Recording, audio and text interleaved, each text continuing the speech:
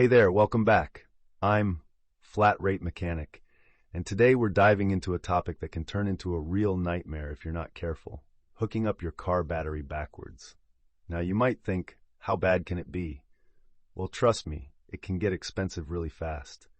So let's break down what happens when those cables get reversed and how you can avoid a hefty repair bill. First things first, when you hook up your battery backwards, you're essentially sending electricity through your car's systems in the wrong direction. It's supposed to be simple. Red goes to positive, black goes to negative. But when you mix that up, you're asking for trouble.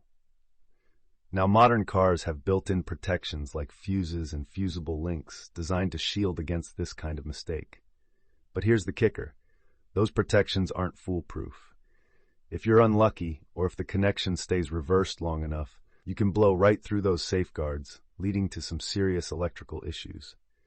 And let's not forget about safety. Always be cautious when working with batteries. Never lean over them while connecting or disconnecting cables. A reversed connection can cause immediate sparking, venting, or in the worst case, even a battery explosion. So always wear safety goggles and acid-resistant gloves. Now here's where it gets interesting. What are the immediate signs that you've hooked it up wrong? You'll know something's off right away. First sign: sparks. Big ones. The second those cables touch the wrong terminals, you'll see an arc that could make you jump. That's your first clue something isn't right. You might also smell burning. That's the smell of electrical insulation melting, a bad sign. And if you hear a popping sound, that's actually a good indication that fuses are blowing, doing their job to protect your system. Other signs to look out for include hot or melted wire insulation near the battery terminals, a swelling or warm battery case, and if you're really unlucky, smoke coming from under the hood. So you might be wondering how your car tries to protect itself during this mishap. As I mentioned earlier, your main fusible link, or fuse, is the first line of defense. Most modern cars have these main fuses rated anywhere from 100 to 300 amps. When you reverse the polarity, these fuses should blow first, cutting off power before causing further damage. But here's the catch: fuses take time to blow, even if it's just milliseconds. In that tiny window, current is flowing backward through your system. For older vehicles, you might get lucky and the fuse will blow before any real damage happens. But for modern cars with sensitive electronics, that tiny moment could be all it takes to fry something expensive. So let's talk about what gets damaged and how much it'll cost you. This is where things can get ugly real quick. The alternator is usually the first casualty. Reversed polarity can destroy the diode rectifier bridge in no time. You could be looking at a cost between $150 and $600 just for parts, depending on whether you go for a remanufactured or new alternator.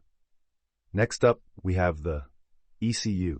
That's your engine control unit and other electronic modules. This is where modern cars really hit you in the wallet. ECU replacement can run anywhere from $400 to over $2,000, and that's before programming costs. Don't forget about the battery itself, which can get damaged as well, costing you anywhere from $80 to $220 for a replacement.